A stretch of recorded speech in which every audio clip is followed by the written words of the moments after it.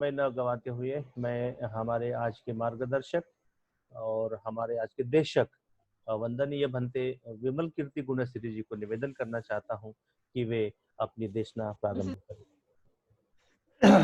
सभी को जय भीम। भाई और बहनों, हम लोग बाबा साहब की मानव मुक्ति की जो संकल्पनाएं हैं, उनके विचार हैं, तत्व हैं, उनको जानने की कोशिश कर रहे हैं।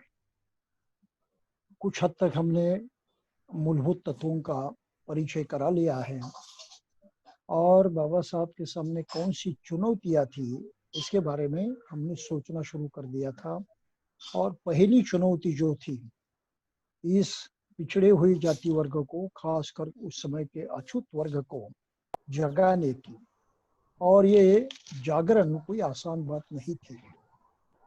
ये जागरण सबसे बड़ी दिक्कत थी इस समाज के उद्धार के कार्य में। अगर जिसका उद्धार करना है वही जागरूक नहीं है, वही सीखने के लिए तैयार नहीं है, परिवर्तन के लिए तैयार नहीं है, तो कोई कुछ भी नहीं कर सकता। ये बहुत ही कठिन समय था बाबा साहब की दृष्टि से कि लोगों को किस तरह से जगाए, किस तरह से जागरूक करे। और इसके लिए उन्होंने जो कदम उठाए, उसका पहला कदम हमने देखा है कालाराम मंदिर का, अपने 14 तालाब का सत्याग्रह। और उसी से पहले ही उन्होंने अपने वृत्तपत्र से और अपनी सभाओं से लोगों को जागृत करने की कोशिश की थी। एक जो तालाब का समारोह हुआ, यानी सत्याग्रह हुआ, उस वक्त बाबा साहब ने बहुत तीखी भाषा का प्रयोग किया है, बहुत तीखी भाषा है। तो वो तीखापन देखते हुए हम समझ सकते हैं कि समस्या कितनी गंभीर होगी, और इस गंभीर समस्या पर उपाय करने के लिए बाबा साहब को कितना कष्ट हुआ होता। ये उनकी भाषा में, अनुदित रूप में हम थोड़ा सा समझने की कोशिश करें। 27 साल के उस सभा में अपने इस अछूत वर्गों को संबोधित करते हुए बाबा साहब ने ये कहा था कि तुम्हारे मुखों की दयनीय दशा और तुम्हारी हताश निराश आवाजें सुनकर मेरा हृदय फट जाता है। देखिए कितनी भाषा है, कितनी। तुम्हारे मुखों की दयनीय दशा और तुम्हारी हताश और निराश आवाजें सुनकर मेरा हृदय फट जाता है। कितनी देर से तुम लोग अत्याचारों की चक्की में पीसे जा रहे हो, और फिर भी तुम्हें साहसहीनता एवं आत्मविश्वास शून्यता त्यागने का विचार भी नहीं आता। तुम लोग पैदा होते ही मर क्यों नहीं गए? तुम लोग पैदा होते ही मर क्यों नहीं गए? तुम अपने दयनीय, घृणित और तिरस्कारपूर्ण जीवन से पृथ्वी का बोझ क्यों बढ़ाते हो? यदि तुम नया जीवन नहीं ढाल सकते और अपनी दशा नहीं बदल सकते, तो इससे मरना कहीं श्रेष्ठ है। वास्तव में भोजन, वस्त्र और आवास का प्राप्त करना तुम्हारा जन्म सिद्ध अधिकार है। यदि तुम सम्मान का जीवन जीना चाहते हो, तो तुम्हें अन्य आत्म सहायता पर, जो सर्वश्रेष्ठ सहायता है, विश्वास करना होगा। इतनी तीखी और पक्की भाषा उन्होंने की है, लोगों के दिल को छूने की कोशिश की है, उनको लगभग चिढ़ाने की कोशिश की है। और इसका परिणाम तो हुआ है, बहुत पैमाने पर लोग जागरूक भी हुए, और जागरूक के साथ साथ वो बाबा साहब का एक एक शब्द प्रमाण मानकर उस पर अमल करने की कोशिश करते रहे। ये बहुत ही कठिन शिक्षक का काम था, टीचर का काम था। ये कोई सामान्य टीचर की बस की बात नहीं थी। बाबा साहब जैसे अनोखे टीचर थे, और ऐसे अज्ञानी लोग जिनका दिमाग भी ठीक से काम नहीं कर रहा है और जो धर्म और श्रद्धा के नाम से बुरी तरह से फंस चुके हैं, उनको जगाना कोई आसान काम नहीं था। तो इस बात को मद्देनजर रखते हुए हमें ये सोचना चाहिए कि जागृत होना कितना महत्वपूर्ण है, और जागृत होने के लिए जैसे शिक्षा ग्रहण करने की जरूरत होती है, उसी तरह उस पर अमल करने की, जानबूझकर समझकर अमल करने की जिम्मेदारी भी उठानी पड़ती है। और इन दोनों का मिलाप जब होता है, तभी कहीं आत्मसम्मान का भाव प्रकट होता है। तो बाबा साहब ने आत्मसम्मान का संदेश दिया है।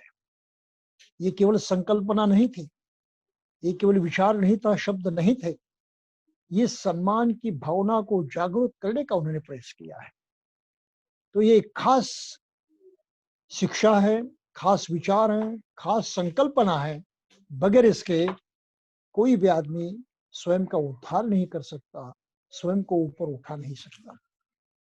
और इस तरफ अगर हमने ध्यान नहीं दिया तो हो सकता है कि हमारे जीवन में भी हम सही अर्थ से कामयाब नहीं हो पाएंगे।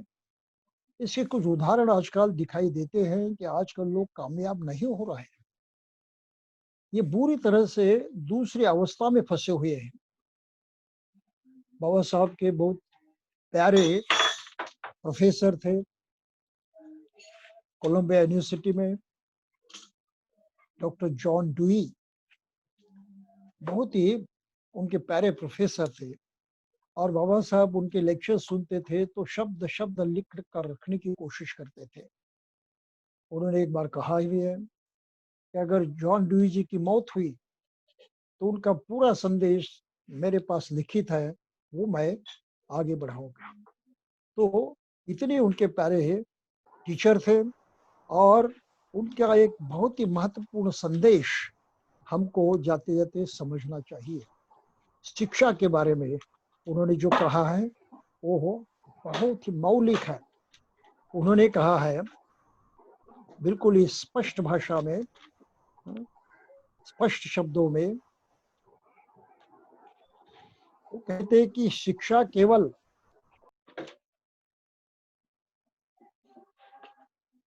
जीवन जीने की तैयारी करना नहीं है। शिक्षा केवल जीवन जीने की तैयारी ही करने के लिए नहीं है। Education is not preparation for life. Education is not preparation for life. Education is life itself. Education is life itself.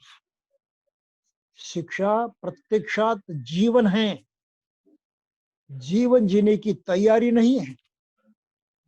और ये सिद्धांत बाबा साहब ने जनता में स्थापित करने का प्रयास किया है। आजकल हम लोग शिक्षा को कौन सी नजरिया से देखते हैं?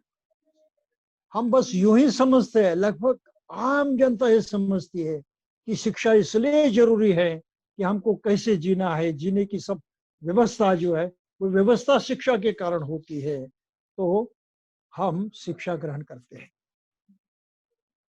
बहुत फर्क है हमारी समझ में और बाबा साहब की समझ में।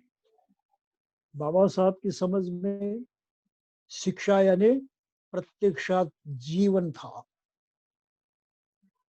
प्रत्यक्षात जीना था। अगर ये जीने का आभास हमको नहीं होता है, इसका अनुभव हम नहीं करते हैं, तो हमारी शिक्षा हमारे काम नहीं आने वाली है। तो इस परिणाम ये दिखाई देता है कि हम शिक्षा के माध्यम से पाने की ओर दौड़ लगाते हैं। ये पाना है, वो पाना है, ये हासिल करना है, वो कमाना है, इसके पीछे दौड़ते रहते हैं।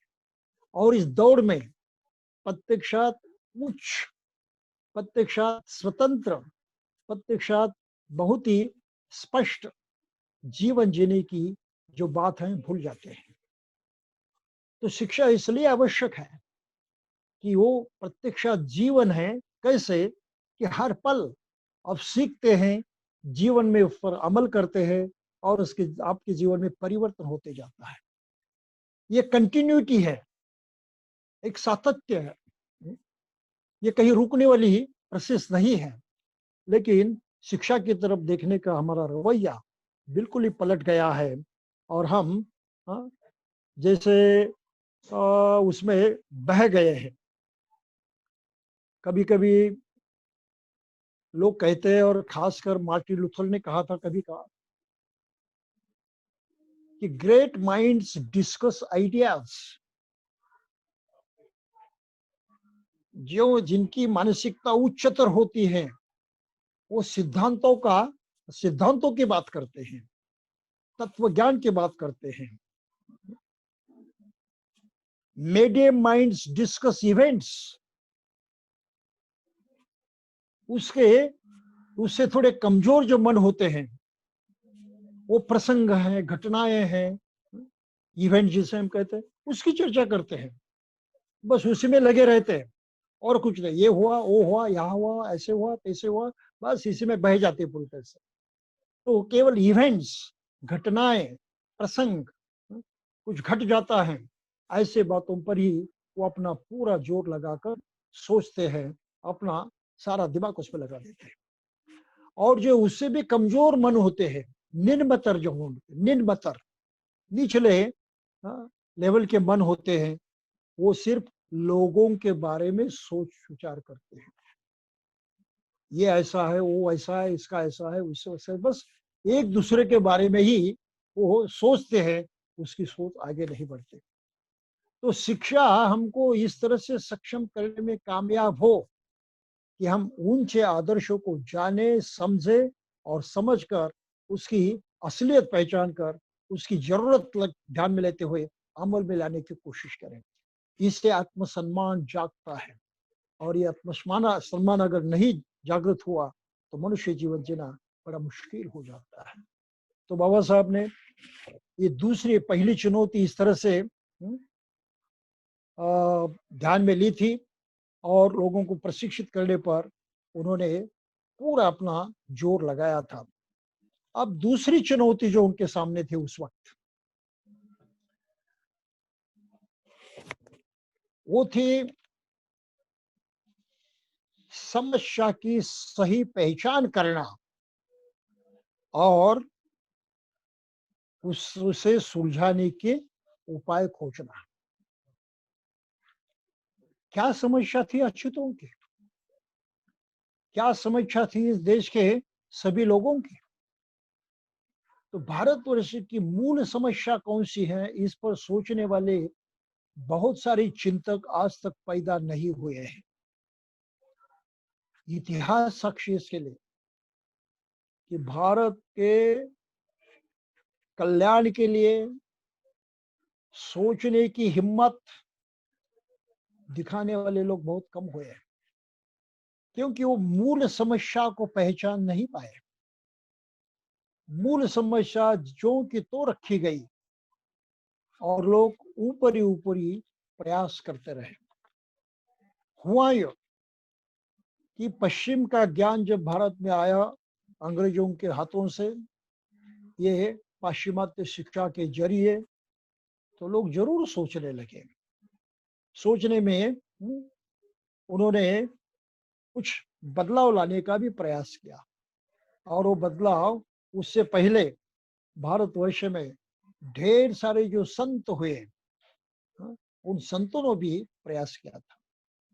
संतों ने दो बातों पर जोर दिया कि ये जो परंपराएं हैं, जिससे इतना दुख पैदा हुआ है, इतनी समस्याएं पैदा हुई है, मनुष्य का जीवन बिल्कुल तहस नहस हो चुका है, इसको बचाना है तो हमारी जो मान्यता है, हमारी सोच है, उसमें परिवर्तन करना जरूरी है। और उन्होंने परिवर्तन लाया, इस बातों को लोगों के सामने रखते हुए कि इंसानियत प्रथम है, इंसान बन के जियो, इंसानियत के लो जो जो आवश्यक है उन बातों को अपनाओ, वो सही धर्म है। तो धर्म में सुधार करने की उन्होंने बात कही। तो सभी संतों की भाषा एक जैसी रही, वो मनुष्यता पर जोर देते रहे और धर्म की बातों को उन्होंने धिक्कारा, उसकी कमजोरियां दिखाई और उसे दूर रहने की लोगों को एक शिक्षा भी दी। लेकिन समस्या का हल नहीं हुआ। संत बड़े हुए, महात्मा बड़े हुए, लोग उनको मानते रहे, पूछते रहे, उनकी शिक्षा को पढ़ते रहे, लेकिन ना तो उनके जीवन में परिवर्तन आया, ना तो सामाजिक जीवन में परिवर्तन आया।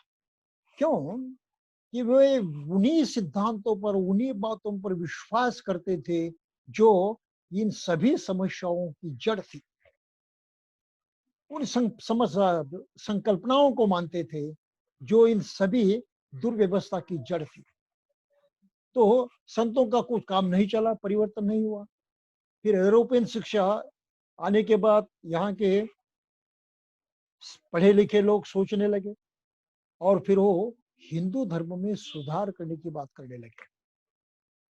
तो उसमें से ब्राह्मण समाज का निर्माण हुआ, जो राजा राम मोहन राय ने किया, और कहा कि जातिवाद जो है गलत है, जातियों को नहीं मानना चाहिए, सभी को ईश्वर की उपासना करनी चाहिए।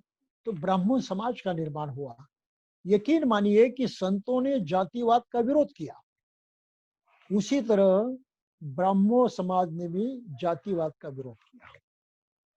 अब उसके बाद प्रार्थना समाज का निर्माण हुआ।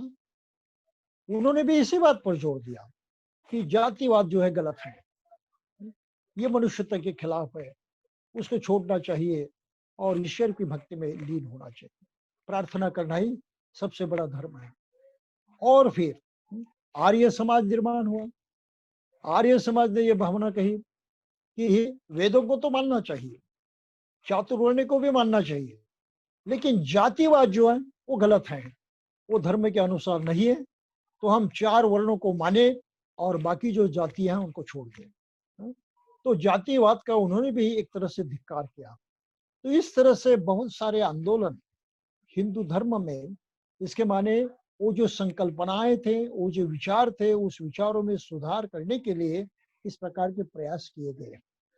बाबा साहब की धारणा इससे बिल्कुल अलग थी, क्योंकि उन्होंने यूरोप का अनुभव लिया था, वहाँ का दर्शन शास्त्र बहुत बारीकी से पढ़ा था, वहाँ का इतिहास वो सही ढंग से जानते थे कि वहाँ धर्म के खिलाफ विद्रोह किस तरह से हुआ और वहाँ विज्ञान का विकास किस तरह से हुआ, वहाँ इंडस्ट्रियलाइजेशन, इसका विकास किस तरह से हुआ, और वैज्ञानिकों ने किसके खिलाफ विद्रोह किया। वैज्ञानिकों ने केवल धर्म की जो शिक्षाएं थी उसके खिलाफ विद्रोह नहीं किया, वैज्ञानिकों ने उसके तह में जाकर विरोध किया, उन्होंने ईश्वर का ही विरोध किया। ये बहुत इंपॉर्टेंट ऐसी बात है जिसका प्रभाव बाबा साहब के ऊपर था, और बुद्ध ने इसी बात को आगे बढ़ाया था, उसका भी प्रभाव उनके मत पर था कि ईश्वर कहीं गलत है, ये संकल्पना कहीं गलत है, और इस संकल्पना को छोड़े बगैर हम बाहर नहीं निकल सकते। तो बाबा साहब के उस समय समस्या के उपाय खोजने में जो प्रयास किए गए, उस प्रयास का मूल यहाँ तक जाकर पहुंचा था। तो इस बारे में हम जानते हैं उनका अनाइलेशन ऑफ कास्ट, जाति विच्छेद का भाषण, वहां उन्होंने जमकर ये बात कही है कि आप जो धर्म ग्रंथों को पवित्र मानते हैं, सही मानते हैं, वो गलत हैं, उनको नकार देना चाहिए, उनके प्रभाव से मुक्त होना चाहिए। ये अगर नहीं हुआ तो आप मुक्त नहीं हो सकते, आपकी मानसिकता बदल नहीं सकते, और मानसिकता न बदलने के कारण आप में कोई परिवर्तन नहीं आ सकता। अनाइलेशन कास्ट का अर्थ इतना गहरा है जो उन्होंने लोगों के सामने रखा, और इसकी शुरुआत तो उन्होंने पहले ही की थी। जाति विच्छेद ये होना चाहिए, लेकिन जाति विच्छेद का मूल धर्म में छिपा है, धर्म ग्रंथों में छिपा हुआ है। आप ईश्वर को मानते या नहीं ये बात अलग है, लेकिन जिस धर्म ग्रंथों के आधार पर ये व्यवस्था बनी गई है उसको पहचानना जरूरी है। तो इस पर उन्होंने जोर दिया और इसकी शुरुआत उन्होंने 1927 में वो 14 तालाब के सत्याग्रह के समय की थी।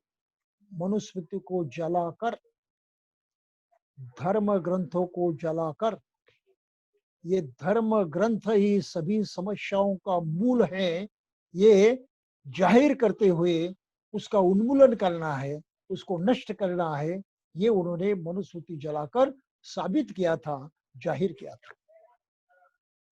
इस बात को थोड़ा समझ लेना चाहिए। और मानवीय प्रतिष्ठा है, हर प्राणी को जीने का अधिकार है, मनुष्य को जीने का अधिकार है। और जीने के लिए मनुष्य के पास 3 बातों का होना जरूरी है। क्या होना चाहिए? एक तो उसे कष्ट करने की, जीने के जो साधन है वो प्राप्त करने की सुविधा होनी चाहिए, उसकी स्वतंत्रता होनी चाहिए। अनाज प्राप्त उसको करना है, वो प्राप्त करने का अधिकार उसको होना चाहिए, उसमें रुकावट नहीं हो सकती। पानी पीने का उसका अधिकार है, उसको नकारा नहीं जा सकता। तो अपने अस्तित्व को कायम रखने के लिए जिस खान पान की जरूरत है, उसको पाने की स्वतंत्रता उसको होनी चाहिए, जो स्वतंत्रता उस वक्त के अछूत वर्ग को नहीं थी। वो अपने कष्ट से जी नहीं सकते थे। जो उच्च वर्णीय थे वो कुछ भीख देंगे, उस भीख पर उनको जीना पड़ता था। अपने के बलबूते पर जीने की उनको इजाजत नहीं थी। और फिर जीना है तो कुछ व्यवसाय करना चाहिए, खेती करनी चाहिए, व्यापार करना चाहिए, यानी सर्विसेज करनी चाहिए, नौकरी करनी चाहिए। इसका भी अधिकार उन अछूत वर्गों को नहीं था। वो दुकान नहीं चला सकते थे, क्योंकि दुकान में आकर कोई खरीदार नहीं था। अछूत का दुकान, कोई खरीदने वाला नहीं था। वो व्यापार नहीं कर सकते थे, खेती नहीं कर सकते थे, क्योंकि खेती उनके पास थी ही नहीं। अछूत को खेत वगैरह संपत्ति ये इकट्ठा करने का अधिकार था ही नहीं, वो भी नहीं कर सकते। फिर नौकरी करे, चाकरी करे तो कोई तनख्वाह देने वाला नहीं था, मुफ्त में करने की वहां पद्धति थी जातिवाद में। तो इस तरह से करोड़ों लोगों का जीवन जो है वो जीवन जीने का अधिकार ही छीन लिया गया था। उस पर ही नौबत आई थी। तो इसलिए बहुत ही बुरे दिन उस वक्त के लोग सहते थे और बहुत मुश्किल के जीते थे। कितनी भारी समस्या थी। और इनकी संख्या कितनी थी? संख्या लगभग थी 43 मिलियन। 4,30,00,000। इसका उल्लेख बाबा साहब ने अपने लंदन के भाषण में किया है, राउंड टेबल कॉन्फ्रेंस के भाषण में। इतनी बड़ी तादाद में लोग थे जिनका जीना मुश्किल हुआ था, जीने के उनके आधार जो थे, साधन थे, वो भी उनसे छीन ले गए थे। तो समस्या बहुत गंभीर थी। और ये इतना बुरा होने के बावजूद भी धर्म के नाम पर वो लोग सही मानते थे और उस तरह से अपने जीवन को इतने कठिनाइयों में पिसते हुए भी कैसे वैसे जीते थे। तो समस्या बहुत गंभीर थी और इस समस्या से निपटना भी गंभीर था। लेकिन बाबा साहब ने बिल्कुल सही प्रयास किए, लोगों को इस तरह से जागृत करने की कोशिश की और जागृत करने का वो प्रयास उन्होंने पूरी ताकत से चलाया। कोई कमजोरी वहां नहीं रखी, कोई दूसरी आशा नहीं रखी, कोई बख्शिश की आशा नहीं रखी, किसकी प्रशंसा की आशा नहीं रखी। उल्टा उनके इस प्रबोधन कार्य से वो सबके एक तो दुश्मन बन गए थे, पूरा भारत देश दुश्मन बन गया था। उसकी आलोचना के वो शिकार बने थे, उनके बारे में कोई भारतीय अच्छा कहते नहीं थे। इतनी कीमत उनको चुकानी पड़ी है। राष्ट्रीय नेता हो, राष्ट्रीय वर्तमान पत्र हो, उन्होंने उनको तो बिल्कुल बदमाश साबित कर दिया था, सबसे बुरा आदमी करार कर दिया था। एक ही बात को उन्होंने कभी स्वीकारा नहीं और उसकी प्रशंसा नहीं। ये इतिहास है, तो ये हम बहुत अच्छी तरह से समझे। अब एक तो पहली बात हुई कि लोगों का प्रबोधन ये हो कि धर्म ग्रंथ इस समस्या का मूल है, वो मूल कारण है, उससे सावधान रहे।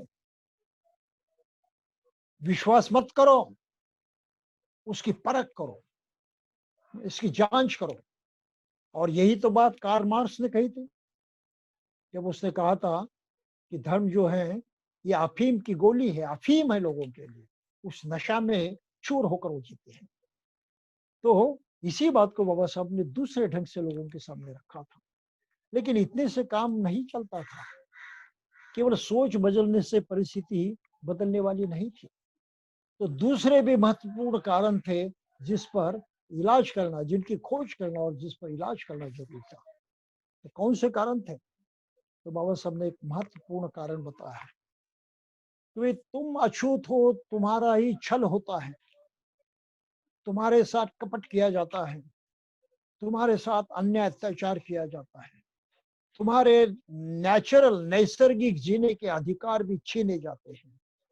हाँ? इतने बेदर्दी से तुम्हारे साथ बेइंसाफी हो रही है। क्यों? इसलिए हो रही है कि तुम्हारे पास कोई सामर्थ्य नहीं, कोई बल नहीं, तुम बलहीन हो, दुर्बल हो, और बल न होने के कारण तुम्हारी स्थिति हो गई। और फिर उन्होंने कहा कि बल 3 प्रकार का होता है। एक तो मनुष्य बल होता है, यानी उनका संख्या बल होता है। तो तुम्हारी जितनी संख्या है वो भी बल हो सकती है, अगर वो संख्या अगर एकजुट न हो जाए, उसमें एकता न आ जाए, एक विचार और एक आचार के तहत वो मिलजुल कर कुछ व्यवहार न कर पाए, तो वो संख्या बल उनके कोई काम का नहीं है। और इस संख्या बल को जातिवाद ने पूरी तरह से तोड़कर तहस नहस कर दिया था। जाति जाति में लोगों को बांटा था और एक दूसरे के से उनको पूरी तरह से रोका था। जाति में भी उपजातियां बनाई थी और उनका विघटन किया था। इसलिए एक दूसरे के साथ सहयोग करते हुए कुछ अच्छा अपने भलाई का काम करने का रास्ता पूरी तरह से नष्ट हुआ था, रोका गया था। ये आज भी लोग नहीं समझ पा रहे हैं। भारत में आज भी जातिवाद को मानने वाले लिखे पढ़े लोग हैं, जिन पर अन्य अत्याचार होता है पिछड़े जाति वर्गों पर, वो भी आपस में मिलजुल कर उसका विरोध करने की, उससे बचने की कोशिश नहीं कर रहे। ये आज की तारीख को भी सच्चाई है, ये हमको ध्यान में रखनी चाहिए। तो संख्या बल होते हुए भी कोई काम का नहीं है, बिखरा हुआ है, ये बल हमारे पास नहीं है। फिर दूसरी बात बाबा साहब ने कही, भाई खुद के बचाव के लिए, खुद के भलाई के लिए दूसरा बल जो आदमी के पास होता है उसको द्रव्य बल कहा जाता है, धन संपत्ति का बल है। तो ये पिछड़े जाति वर्ग के लोग, उनके पास वो भी नहीं था। सदियों से, पीढ़ी के पश्चात पीढ़ी से, कोई धन नहीं था, कोई नौकरी नहीं थी, कोई उत्पादन नहीं था, वो गरीब रहे, निर्धन रहे, वंचित रहे धन से। तो उनके पास धन का बल कहां से आएगा? वो आने का मार्ग भी नहीं था और उनके पास तो कुछ था भी नहीं। तो ये दूसरा भी बल उनके पास नहीं है। फिर बाबा साहब ने कहा कि तीसरा एक बल होता है, वो है मानसिक बल, विचारों की ताकत, समझने की ताकत, अपने बुद्धि की ताकत। एक बुद्धि के बल पर हम अपना मार्ग खोज सकते हैं, उपाय ढूंढ सकते हैं, समस्या पर कोई ना कोई इलाज कर सकते हैं। लेकिन ये बुद्धि का बल भी अछूत वर्ग के पास नहीं था, क्योंकि वो शिक्षा से वंचित थे, ना तो स्कूल जा सकते, ना किसी से पढ़ सकते थे, और ना तो किसी से उच्च विचार सुन भी सकते थे, सुनने का भी अधिकार उनको नहीं था। तो जिस परिवार में पैदा हुए, जिस जगह पैदा हुए, वहां के लोगों की जितनी अकल थी, उससे वहां पैदा होने वाले बच्चे की अकल कभी बढ़ नहीं सकती थी। तो मानसिक बल पूरी तरह से तहस नहस हुआ था, नष्ट हुआ था। और इसलिए बाबा साहब ने शिक्षा पर जोर दिया कि शिक्षित बनो, सीखो, ये पहला कदम है। तुम्हारे पास दूसरा बल नहीं है तो इस बल को अपनाओ और कुछ करने की कोशिश करो। तो इसका अर्थ हमने पिछली बार पूरी तरह से ध्यान में लिया था।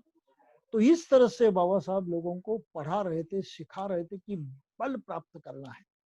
और तुम जिस मानसिक स्थिति में रहते हो, जिन धर्म ग्रंथों को, जिन विचारों को, जिस शिक्षाओं को मानते हो, ये शिक्षाएं अगर इन तत्वों के खिलाफ हैं, आपको बलशाही बनने के खिलाफ हैं, बलशाही आप न बने इस तरह की कोशिश करने वाले, शिक्षा देने वाले हैं, तो यकीन मानो कि गलत हैं।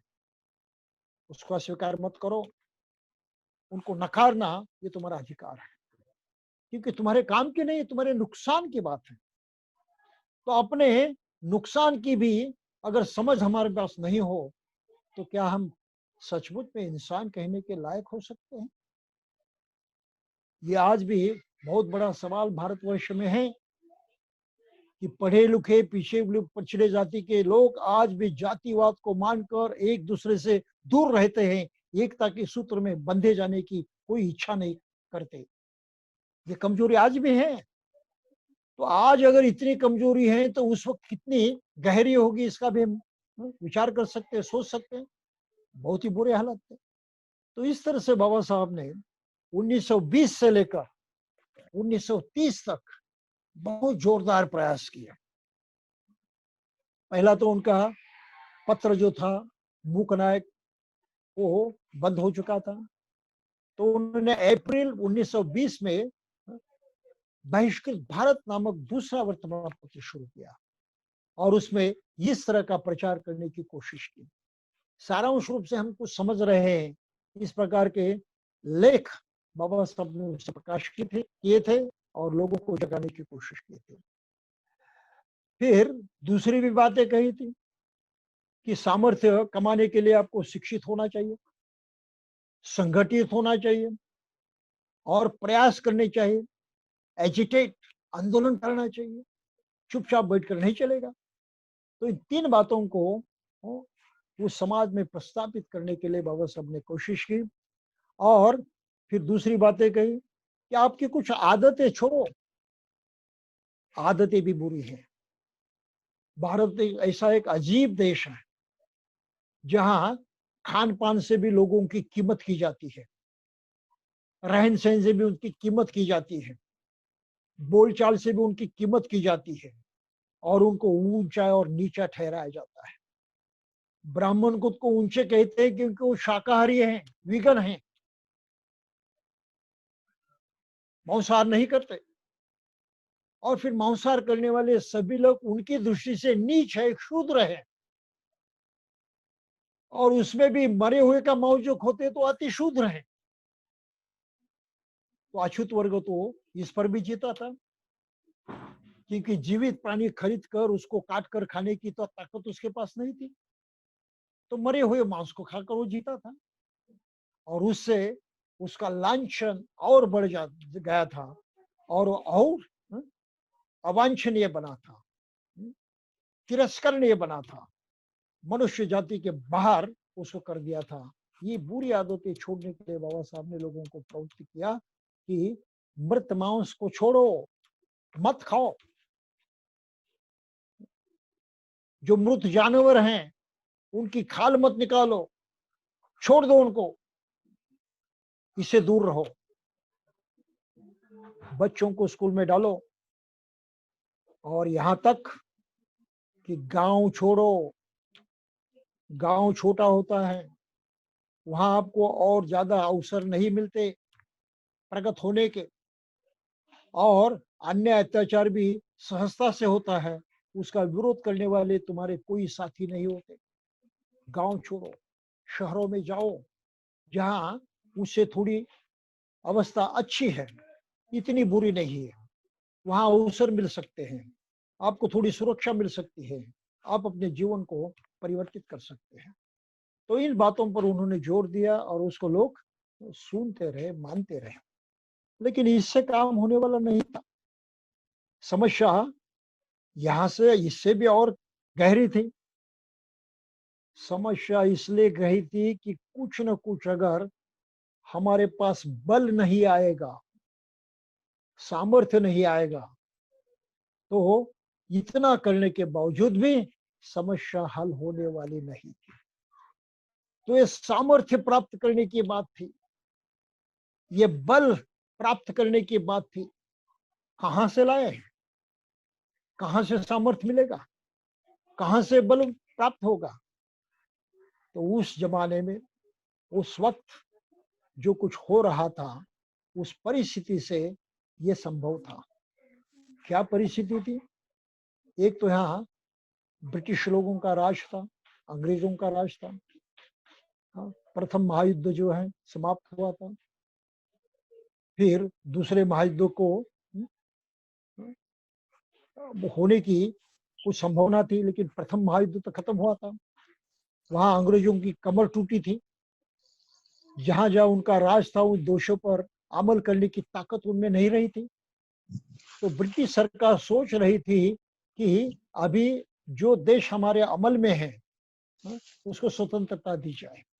और इस तरह से भारत को भी स्वतंत्रता देने का विचार ये शुरू हो गया। और 1919 में, यानी महायुद्ध समाप्त होने के 4 वर्ष बाद, भारत में उन्होंने पहला कमीशन भेजा। उसको रिफॉर्म्स कमेटी कहते हैं, या तो फ्रेंचाइज कमेटी कहते हैं। और उसके अध्यक्ष थे साउथ बोरो, इसलिए उसको साउथ बोरो कमीशन भी कहा जाता है। तो ये साउथ बोरो कमीशन 1919 में भारत में आया, और बाबा साहब ने वो मौका उठाया कि हमको अगर इस पिछड़े जाति वर्ग के लोगों को शक्ति पाना है, सामर्थ्य पाना है, बल पाना है, तो केवल एक बल पाने का मौका है, दूसरा नहीं। और वो बल है राजनैतिक बल। तो हमें कुछ ना कुछ मात्रा में राजनैतिक बल हासिल करना जरूरी है, कानून का अधिकार पाना जरूरी है। और वो अधिकार पाने का उपाय हम जरूर कर सकते हैं। अब उन्होंने साउथ बोरो कमीशन के सामने अपनी मुलाकात प्रकट की और उनको अपना ये मेमोरेंडम जो है वो समर्पित किया। और मांगे की, कौन सी मांग की? बहुत ही बेहतरीन मांग उन्होंने की थी। इसको हम आगे चलकर भी देखेंगे, लेकिन पहले यहाँ ध्यान में रखेंगे। उन्होंने कहा भारत में किसी एक जाति का राज नहीं होना चाहिए। भारत की स्वतंत्रता का विचार करते हुए यहाँ के लोग 2 बातों पर सोचते थे। हिंदुओं का कहना था कि हम देश के मालिक हैं, ये हिंदुओं का देश है। तो उनका दावा था कि ब्रिटिश अगर भारत छोड़कर जाते हैं तो वो सत्ता हमारे हाथ में आनी चाहिए, इसलिए वो तरस रहे थे। तिलक से लेकर सभी वही प्रयास करते थे, और तिलक से लेकर सभी का ख्याल ये था कि ये जो सत्ता हमारे हाथ में आएगी वो खासकर ब्राह्मण जाति के हाथ में होगी, आम जनता के हाथ में नहीं। तिलक का यही कहना था। इसलिए उन्होंने अथनी नामक गांव में जो भाषण दिया था, उसमें कहा था कि किसान को पार्लियामेंट कायदे काउंसिल में जाकर क्या करना है, हल थोड़े जोतना है। ये जो व्यापार है उसको वहां जाकर क्या करना है? व्यापार थोड़े करना है। ये तो राज करने का अधिकार है जो केवल ब्राह्मणों को है, क्षत्रियों को है। तो इस तरह उस वक्त जो राष्ट्रीय कांग्रेस थी और दूसरे कुछ आंदोलन चल रहे थे, वो इस हिसाब से चल रहे थे कि राजनैतिक जो पावर है, सत्ता है, वो उनके हाथ में आ जाएगी स्वतंत्रता पाने के बाद। और बाबा साहब ने ये देखा कि ये नहीं होना चाहिए। आज इनके हाथ में कोई सत्ता नहीं है। स्थानीय लोग जो हिंदू हैं, मुसलमान हैं, उनके हाथ में कुछ नहीं है ब्रिटिश लोगों के हाथ में। और वो राजनीतिक सत्ता प्रदान करना चाहते, देना चाहते, तो उस ताकत से, उस सत्ता से हमें अपना हिस्सा मिलना चाहिए। मुसलमानों का कहना था कि हम भारत के रूलर थे, राजा थे, अंग्रेजों ने बादशाह से भारत देश जीता है, हमको लौटा दो। अगर हमको पूरी तरह से नहीं लौटा दिया तो आधा हिस्सा हमारा मानो। बस इस तरह से वहां की आजादी की लड़ाई चल रही थी। बाबा साहब बहुत सावधान थे। उन्होंने कहा अछूत तो बिल्कुल दुर्बल है, निर्बल है, उनके पास कुछ भी नहीं है। उनके हाथ में सामर्थ्य आए बगैर, और वो राजनीतिक सामर्थ्य उनके हाथ में आए बगैर कुछ नहीं होगा। और इसलिए वो उस लड़ाई में कूद पड़े और अपनी बातों को उन्होंने सामने रखा। तो उसके पश्चात फिर उनको 1926 में बंबई की जो प्रांतिक असेंबली थी उसमें नियुक्त किया गया, वो आमदार बने। वहां पर भी उन्होंने इसी बातों पर जोर दिया। और खास कर उसके बाद 1928 में साइमन कमीशन आया, जो और कुछ सुधार करना चाहते थे और भारतीय लोगों को और कुछ राजनीतिक अधिकार देना चाहते थे, जिसे वो डोमिनेंट स्टेटस कहते थे। उसके सामने भी उस पर कांग्रेस ने बहिष्कार किया, लेकिन बाबा साहब ने उनके सामने भी अपनी बात रखी और उन्होंने 5 बातों का जिक्र किया और उसकी मांग की, हमें 5 अधिकार प्राप्त होने चाहिए। भारत के अछूत वर्ग के और पिछड़े जाति वर्ग के इतिहास में सबसे बड़ी बात यह हुई है, अपने अधिकारों के प्रति वो जागरूक हुए और अपना अधिकार मांगने लगे कि हमें यह अधिकार प्राप्त होना चाहिए, यह अधिकार हमारा बल है, हमको बल प्राप्त होना चाहिए। कौन सी बातें उन्होंने उनके सामने रखी? उन्होंने कहा कि भारत में जो जाति व्यवस्था और सामाजिक गुलामी का माहौल है वो खत्म होना चाहिए। कानून से खत्म करो, अपना राजनीतिक अधिकार बल इसका प्रयोग करते हुए खत्म करो। ये बहुत बड़ी मांग थी, ध्यान में रखिए। अछूत वर्ग की ओर से उन्होंने इस मांग को सामने रखा कि सामाजिक गुलामी का आत्म होना चाहिए, खत्मा होना चाहिए। फिर हर एक आदमी को वोट देने का अधिकार होना चाहिए, मत देने का अधिकार होना चाहिए। ये गिने लोगों की बात नहीं होनी चाहिए। और वह हिंदू सोचते थे कि मत देने का अधिकार सिर्फ पढ़े लिखे हिंदुओं को होना चाहिए, जायदाद वाले लोगों को होना चाहिए। पिछड़े हुए अशिक्षित लोगों को मत देने का अधिकार क्या समझे? उनके पास कौन सी अक्ल है उसका सही प्रयोग करने की? तो ऐसे अक्ल न होने वाले लोगों को यह अधिकार नहीं देना चाहिए, वो इन्हीं गिने लोगों के लिए होना चाहिए। बाबा साहब ने अपनी मांग पेश की, चूंकि हम उस देश के नागरिक हैं, ये हमारा हक है कि देश का कारोबार किस तरह से चले उसमें हमारी बात हम रख पाए, हमारे विचार रख पाए। तो हमें मत देने का अधिकार होना चाहिए, वोटिंग पावर होनी चाहिए, राइट ऑफ फ्रेंचाइज होना चाहिए। पहली बार ये मांग की थी, बहुत ही महत्वपूर्ण थी। तीसरा अधिकार उन्होंने कहा कि जो विधिमंडल है, लेजिस्लेटिव असेंबलीज हैं, कानून करने का जो यंत्रणा है, उसमें भी हमें प्रतिनिधित्व चाहिए हमारे संख्या के अनुपात में। मेहरबानी नहीं चाहिए, कोई हमारे प्रतिनिधि को नियुक्त करेगा, अपॉइंट करेगा, ये नहीं चाहिए। हमारे संख्या के अनुपात में हमें उचित प्रतिनिधित्व वहां पर मिलना चाहिए।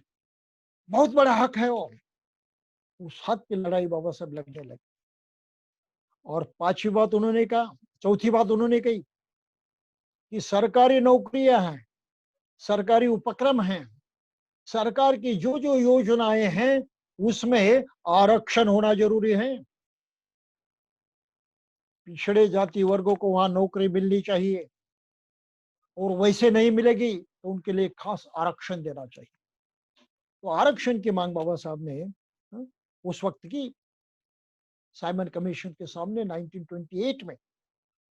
और फिर पांचवी मांग की कि कानून की नजर में सभी लोग एक जैसे हो, अलग अलग जातियों के अलग अलग कानून नहीं होने चाहिए। मनुस्मृति ने एक बुरा काम किया था कि उन्होंने ब्राह्मणों के लिए अलग कानून, क्षत्रिय के लिए अलग कानून, हर जाति के लिए उन्होंने अलग अलग कानून किए थे। जाति के अनुसार कानून किए थे, उनके अधिकार के अनुसार कानून किए थे। तो मनुस्मृति ये धार्मिक कानून का ग्रंथ है, धर्म का ग्रंथ नहीं है। ये ब्राह्मणी धर्म का संविधान है, और उस संविधान में विषमता है पूरी तरह से फैली हुई। तो उनके कानून भी विषम थे, हर जाति को अलग अलग कानून थे। बाबा साहब की मांग थी कि ये नहीं चलेगा, सभी जाति धर्म के लोगों को एक जैसा कानून लागू होना चाहिए। तो ये पांच बातें उन्होंने रखकर वो राजनीतिक सामर्थ्य प्राप्त करने की कोशिश शुरू की। इसको थोड़ा ध्यान में रखिए।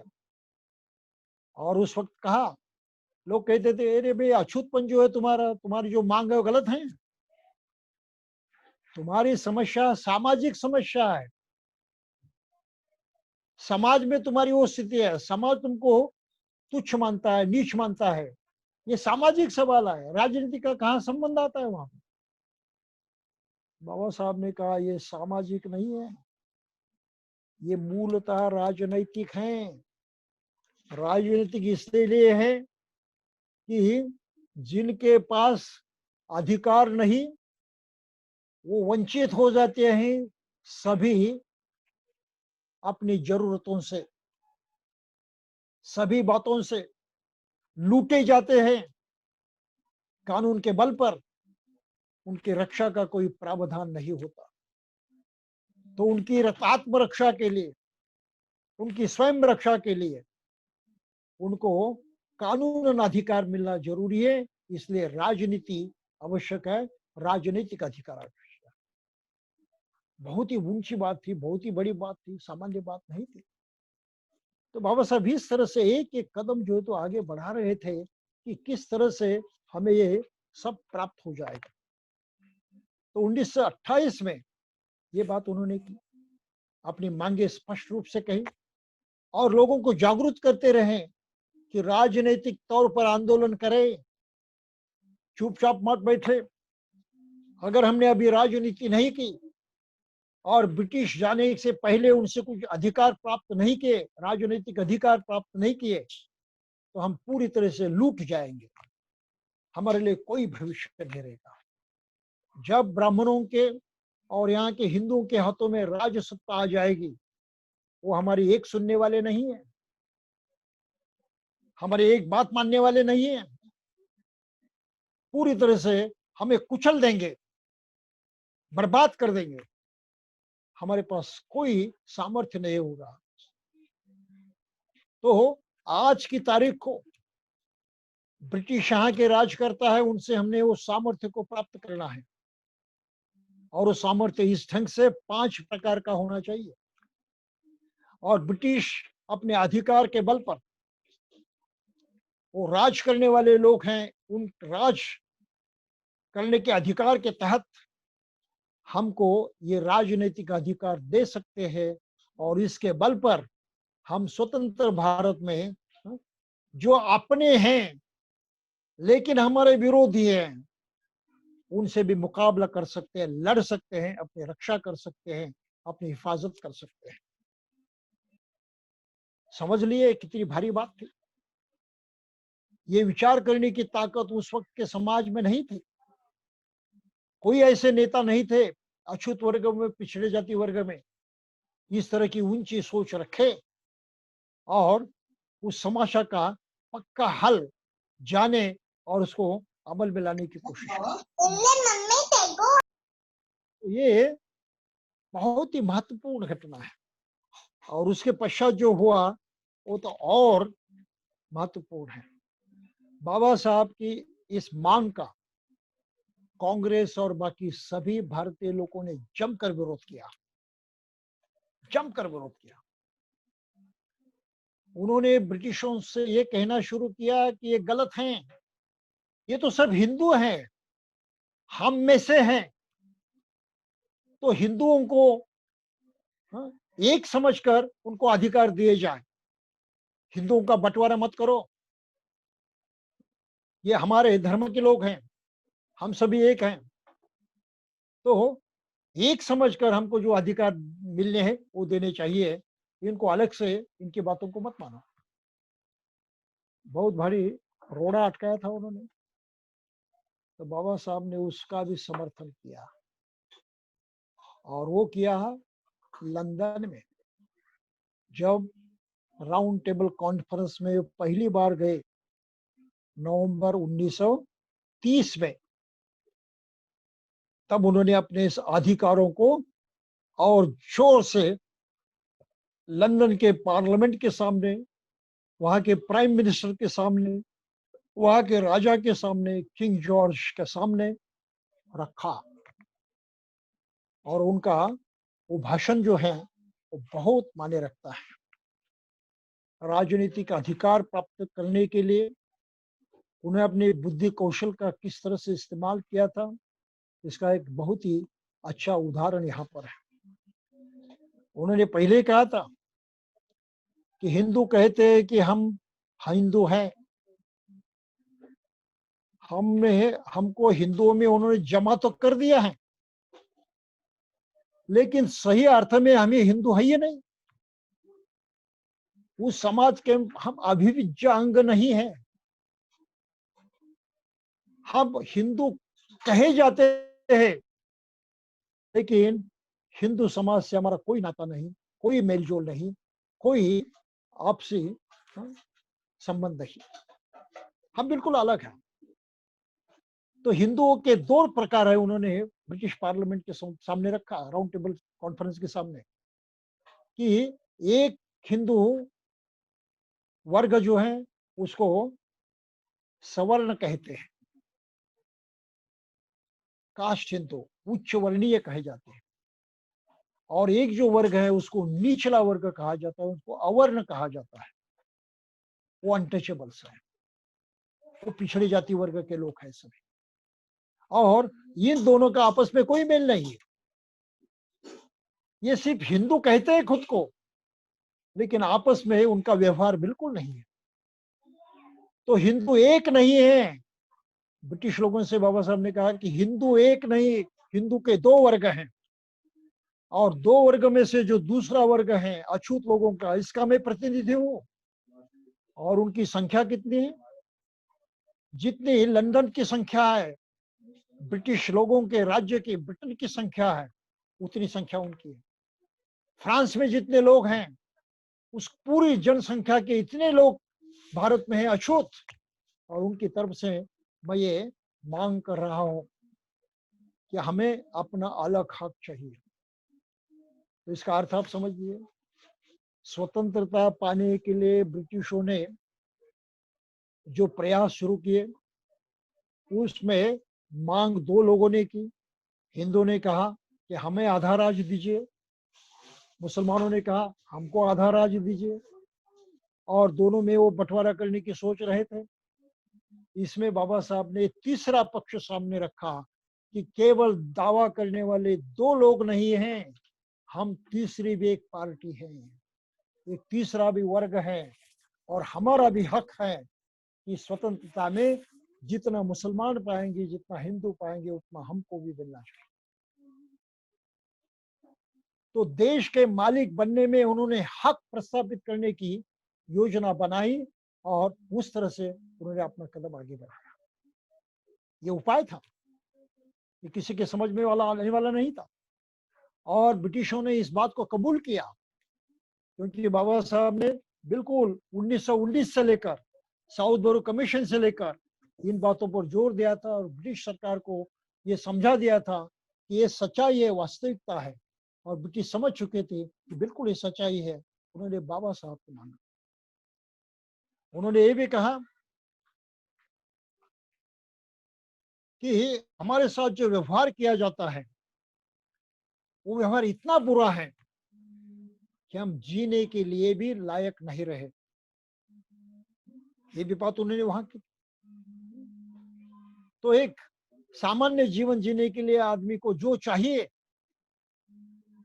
नौकरी करने का अवसर होना चाहिए, कुछ कमाने का अवसर होना चाहिए, वो भी हमारे पास नहीं है। तो पूरी तरह से हमारा जीना हराम कर दिया है और उससे मुक्त होना हमारा अधिकार है। ये भी उन्होंने ब्रिटिशों के सामने रखा और कहा कि भारत में कौन सा राज होना चाहिए, ना हिंदू राष्ट्र, ना मुसलमान राष्ट्र राज्य, ये तो लोकशाही प्रधान ही राज्य होना चाहिए। इसका प्रावधान कीजिए। हमें लोगों का, लोगों ने चलाया, लोगों के लिए राज चाहिए। तो इस तरह की बात उन्होंने ब्रिटिश पार्लियामेंट के सामने रखी। Government of the people, for the people, of the people वगैरह। और फिर और आगे चलकर उन्होंने कहा, ब्रिटिशों को सुना रहे थे और उनके जो प्राइम मिनिस्टर थे उनके सामने सुना रहे थे, रैमसे मैकडोनाल्ड, उनके सामने सुना रहे थे कि ब्रिटिश लोगों ने भारत में राज पाया, उसको जीता और वहां के राजा बने। कैसे? तो अछूत लोगों ने उनकी सेना में जाकर उनकी ओर से हिंदू और मुसलमान और सिखों के खिलाफ लड़ाई लड़ी और भारत को जीतकर ब्रिटिशों के हवाले कर दिया। तो ब्रिटिश जो भारत के राजा बने हैं, ये अछूत लोगों के बलबूते पर, उनकी शूरता के तहत बने हैं। और इस आशा से उन्होंने ये किया कि ब्रिटिश हमारी जो कोई परिस्थिति है, हमारी स्थिति जो इसमें कुछ बदलाव लाएगी, कुछ परिवर्तन होगा, हमारा उद्धार होगा, हमारा कुछ कल्याण होगा। लेकिन ब्रिटिशों ने वो कुछ नहीं किया। ब्रिटिश आने के पहले हम ना तो मंदिर में जा सकते थे, ना तो हम दूसरे कुछ अधिकार को अपना सकते थे। आज भी परिस्थिति जो के तो है। तो तुम्हारे राज का हमें क्या फायदा है? हम स्वतंत्रता चाहते हैं और स्वतंत्र भारत में हम अपने बलबूते पर,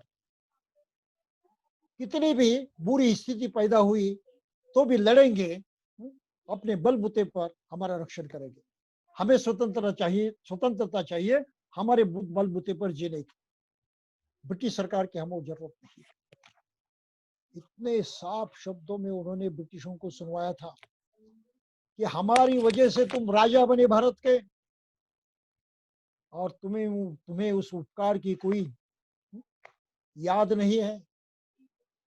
अब हम अधिक मौका देना नहीं चाहते, हम अपना अधिकार दोबारा मांगते हैं, हम स्वतंत्रता चाहते हैं, उसमें जो होना है वो हम करेंगे। तो इस तरह से उन्होंने ब्रिटिशों को भी सुनाने में कोई कसर नहीं रखी। बहुत सारी बातें उन्होंने उसके अंदर कही है जो समझना बहुत आवश्यक है। उन्होंने कहा कि हमारी जो दुख दर्द है दूसरा कोई मिटा नहीं सकता, हमको ही मिटाने पड़ेंगे। और हम जानते हैं कि ये आसान काम नहीं है,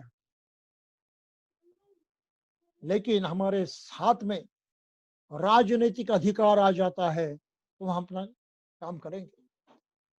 तो राजनीतिक अधिकार जड़ है, ये साधन है, जड़ नहीं, ये साधन है, ये अन्याय अत्याचार मिटाने के, उससे मुक्त होने के। वो साधन हमको चाहिए। इस साधन की प्राप्ति के लिए वो लड़ाई लड़ रहे थे, ये बात ध्यान में रखिए। और ये भी समझते थे कि ये काम आसान नहीं है, क्योंकि हिंदू आसानी से कुछ मानने वाले नहीं है। परिस्थिति तो गंभीर होगी, फिर भी उन्होंने कहा कुछ भी हो, हमको कुछ अधिकार मिल जाते हैं तो उसके बलबूते पर हम अपनी लड़ाई लड़ते रहेंगे और हमारे अधिकारों को प्राप्त करते रहेंगे। लोगों ने हमको बुरा कहा, परवाह नहीं, लेकिन हम पूरी तरह से उद्ध्वस्त होने से हमको बचाना चाहते हैं। और फिर उन्होंने और भी उनसे सुनाया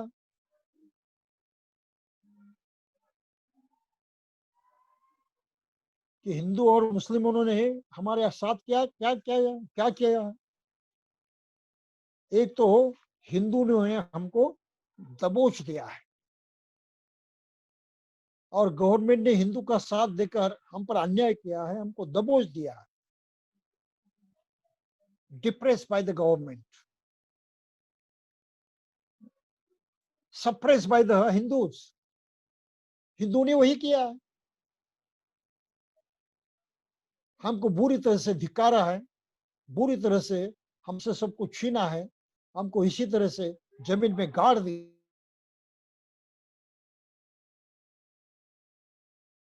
डिसरिगार्ड द मुस्लिम्स, और मुस्लिम को इससे कोई लेने,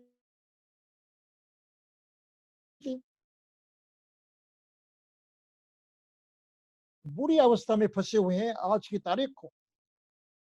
और इससे अगर निपटना है तो हमको अधिकार मिलने आवश्यक है। तो बाबा साहब ने राजनीतिक अधिकारों पर इतना जोर दिया था और उसको इतने खूबी से ब्रिटिश सरकार को समझाया था कि आखिर में उन्होंने वो प्राप्त करके ही छोड़े। आया उन्होंने उस अधिकार।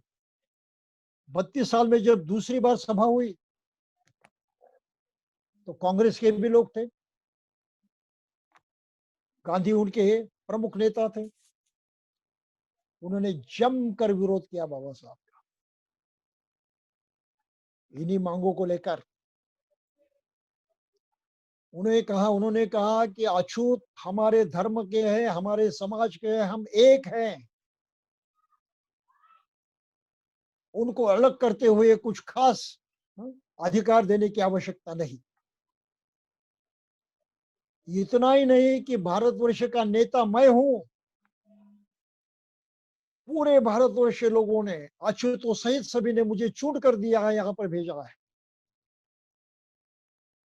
अम्बेडकर नेता नहीं है, उनको तो ब्रिटिश सरकार ने नियुक्त किया है, वो चुनकर नहीं आए, इसलिए उनको अधिकार नहीं है इन बातों को आगे बढ़ाने का। जमकर विरोध किया। गुप्त रूप से उन्होंने मुसलमानों से भी संबंध जोड़ा और उनसे कहा तुम्हारी जो भी मांगे होंगे मान लेंगे हम। 14 मांगे थी उनकी, हम कबूल करेंगे, तुम अछूतों का विरोध करो, तुम बाबा साहब का विरोध करो। लेकिन मुसलमानों के नेताओं ने नहीं माना और उन्होंने बाबा साहब का विरोध नहीं किया। वो इंसाफ को मानते थे और उसे बेइंसाफी करने से उन्होंने नकार दिया।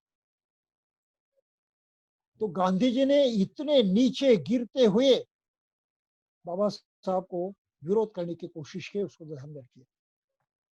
तो दूसरी कॉन्फ्रेंस में कुछ प्रोग्राम नहीं हुआ, कोई आगे बढ़ोतरी नहीं हुई, उसका आगे का कामकाज नहीं हुआ। समाप्त होने के वक्त ब्रिटिश जो प्राइम मिनिस्टर थे उन्होंने कहा कि तुम अगर आपस में समझौता नहीं कर पा रहे हो, अलग अलग जातियां आपस में मिलकर कोई समझौता नहीं कर पा रही है, तो हमको अधिकार दीजिए हैं, हम न्याय देंगे। तो सभी जाति वर्ग के जो प्रतिनिधि थे उन्होंने British prime minister Ramsay MacDonald उनको अधिकार दिए कि आप न्याय कीजिए, हम तो न्यायपूर्ण ऐसा कोई उपाय खोज नहीं पा रहे हैं, ये आप कीजिए। उस पर गांधी जी ने सिग्नेचर नहीं किया, ये भी दूसरी बात है। तो गांधी जी की ओर से दूसरे जो कांग्रेस के नेता थे उन्होंने उस पर सिग्नेचर किया और फिर बाबा साहब वापस आ गए। ये 32 साल की बात है। और ब्रिटिश सरकार ने कम्युनल अवार्ड जाहिर किया। इसका मतलब जातीय निहाय जो आरक्षण देने थे, जो अधिकार देने थे, वो जाहिर किए। और बाबा साहब की बातों को उन्होंने माना कि अछूत वर्ग स्वतंत्र वर्ग है, वो हिंदू होते हुए हिंदू नहीं है। तो जैसे मुसलमान देश के मालिक है, हिंदू देश के मालिक है, उस तरह से ये अछूत भी देश के मालिक है और उनको भी उतना अधिकार।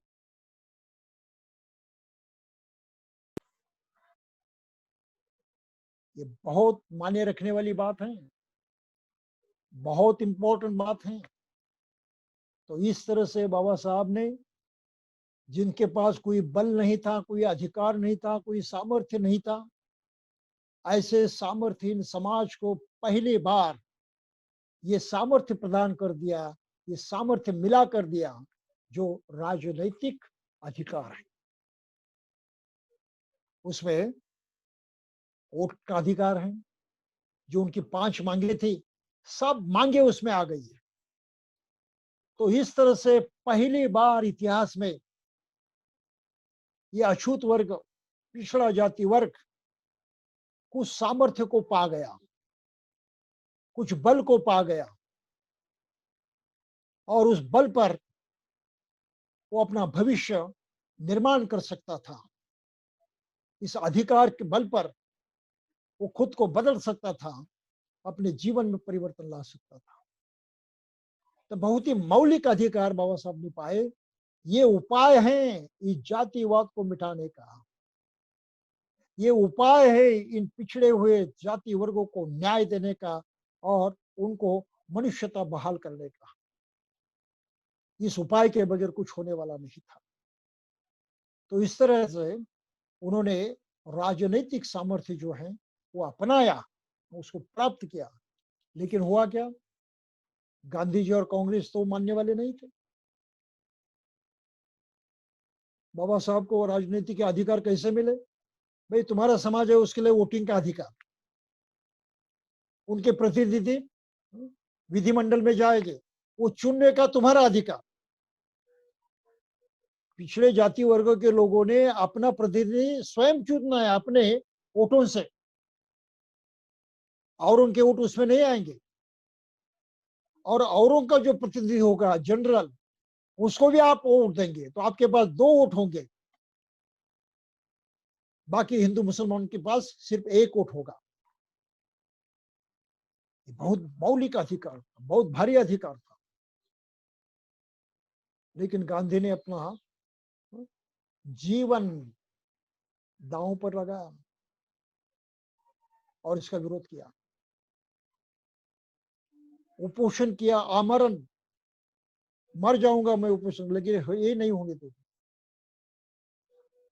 कांग्रेस और हिंदू कबूल ही नहीं करना चाहते थे, ये अलग वर्ग हैं, ये अलग समाज है और उसको कुछ अधिकार होने चाहिए, मानना ही नहीं चाहते थे।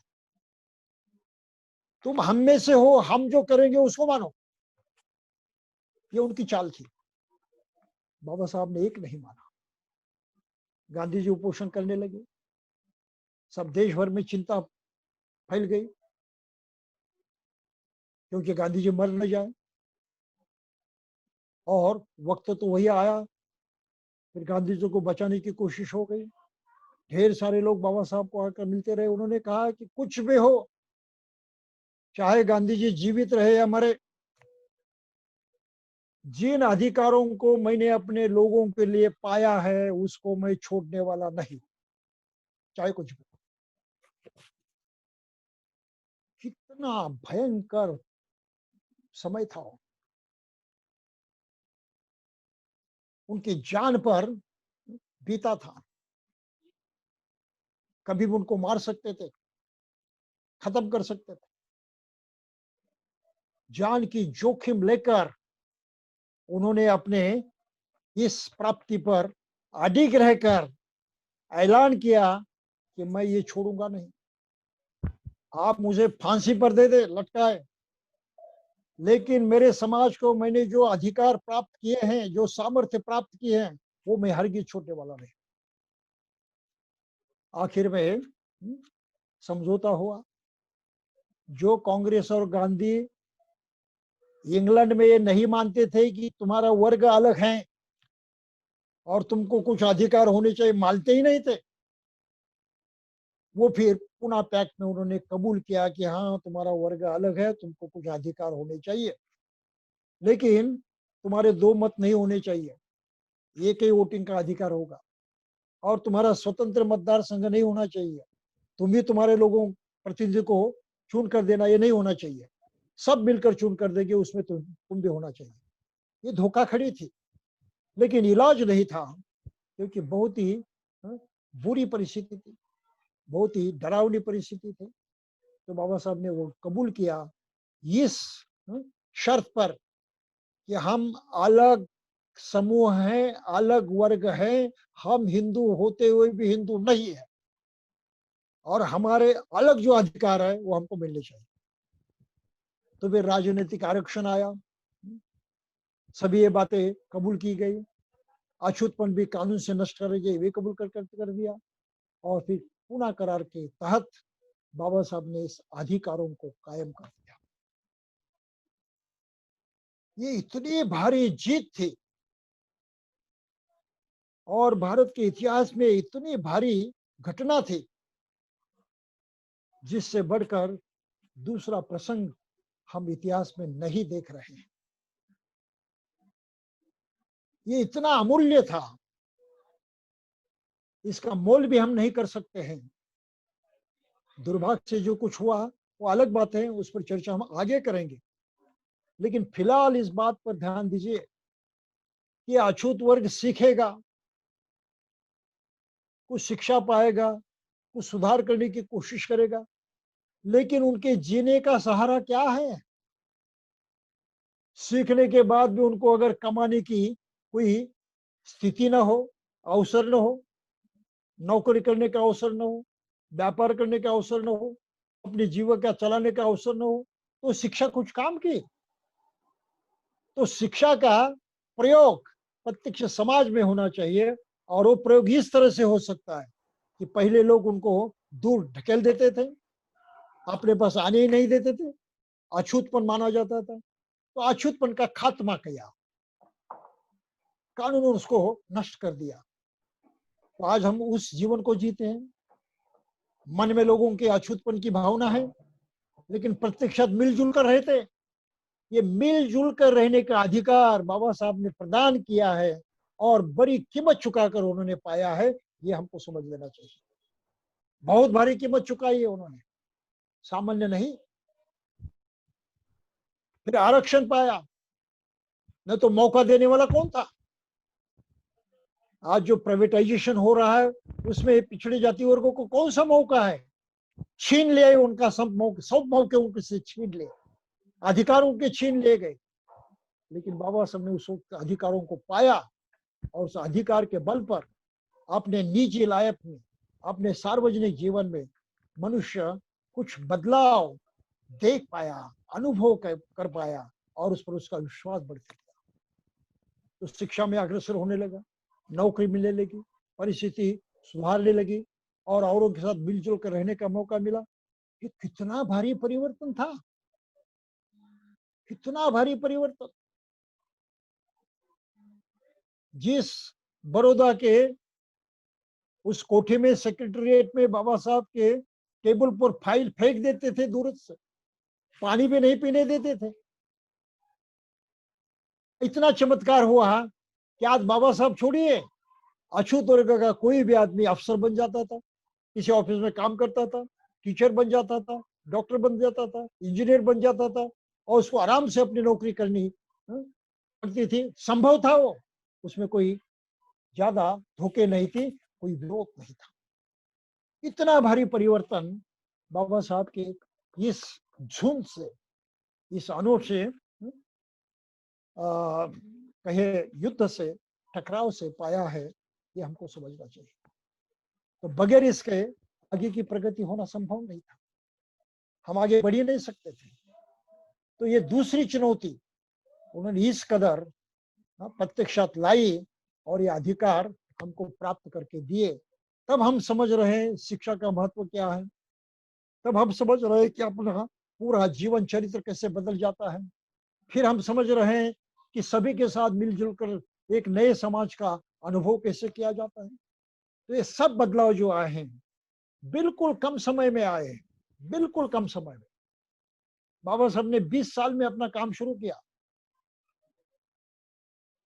और 32 साल में ये सब हासिल किया, 12 साल में। और उसके साथ फिर गवर्नमेंट ऑफ इंडिया का कानून पारित हुआ, गवर्नमेंट ऑफ इंडिया एक्ट 1935, और उस 35 साल के कानून में ये सब बातें आ गई। तो केवल 12 साल की अवधि में बाबा साहब ने इस देश का चरित्र इसका बदल दिया था, इसका सीन पलटा दिया था। जहां अछूतों को करीब भी आने नहीं देते थे, वहां अछूता भी उनके साथ साथ बैठकर खाने पीने लगे, काम करने लगे, मिलजुल कर रहे, शिक्षा पाने लगे, ऊंची नौकरियां करने लगे, अच्छे मकानों में रहने लगे, अच्छा खाना खाने लगे, अच्छी तरह से अपना जीवन जीने लगे। इतना परिवर्तन केवल 12 साल में आया। तो ये जो बाबा साहब ने संकल्पना सामने रखी है, विचार सामने रखा है कि राजनीतिक पावर आवश्यक है, इसको जीतो, अपने हाथ में रखो, इस पावर को आपने कभी जाने नहीं देना चाहिए। और इस पावर के बारे में फिर आगे चलकर क्या हुआ, ये तो देखने के लिए हमको कुछ थोड़ा समय रुकना पड़ेगा। फिलहाल इतना ही हम समझ ले कि केवल लोगों को जागरूक करने से काम होने वाला नहीं था, तो उनके जीवन में प्रत्यक्षात बदलाव लाने से कुछ काम हो सकता था। और इस तरह से बाबा साहब ने वो बदलाव लाने की कोशिश की। केवल कोशिश ही नहीं की, तो उसमें वो कामयाब हुए। और ये दूसरी संकल्पना लोगों के सामने रखी। पहले जो संकल्पनाएं रखी, पहले जो विचार रखे, उसके साथ ये दूसरा विचार रखा, राजनैतिक शक्ति का अनुकरण करो, उसको हासिल करो और उसका सही ढंग से प्रयोग करो। ये और एक विचार उन्होंने दिया है। अब इस विचार को लेकर आकर क्या हुआ आगे चलकर, ये तो देखने के लिए हमको और कुछ रुकना पड़ेगा, और हम तब रुकेंगे। और इसी के साथ ही साथ हमको दूसरा भी एक उपाय सोचना है कि केवल राजनीतिक बल से कुछ काम होने वाला नहीं है। ये तो एक साधन था, वो जरूरी था, उसका बहुत महत्वपूर्ण, वो महत्वपूर्ण भी है, लेकिन साथ ही साथ दूसरा भी एक महत्वपूर्ण कारण है, और उस पर भी बाबा साहब ने उपाय सोचा था। ये तीसरी चुनौती उनके सामने थी कि समाज में परिवर्तन कैसे लाए। यहां तक परिवर्तन हो गया, लेकिन ये पर्याप्त नहीं है, ये पूरा नहीं है।